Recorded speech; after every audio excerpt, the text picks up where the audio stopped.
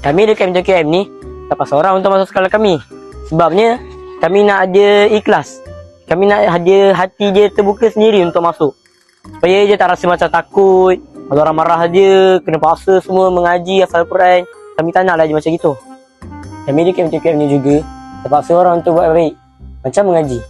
Sebabnya orang nak bagi dia rasa kesedaran serba salah sebab tak mengaji. Supaya kalau kita orang paksa dia mengaji, nanti kan takut-takut dia rasa stres ke, depression. Lepas tu rasa macam nak berhenti sekolah sebab kita orang paksa dia mengaji. Jadi kita orang tak akan paksa dia mengaji. Kita orang nak bagi dia ikhlas sendiri untuk mengaji. Dan last sekali, kita orang KMTKM ni tak paksa orang untuk makan. Kalau dia tak suka makanan yang makcik dah hidangkan, ikut je lah. Yang penting, tak merungut dekat warden dan minta makanan. Nangis-nangis. Lepas tu tak adalah pitang sebab lapar. Kita orang tak kisah. Yang penting, kita sakit sebab tak makan. Bagi tahu mak bapak, sekolah tak bagi makanan. Kita orang tak kisah apa kalau dia tak makan.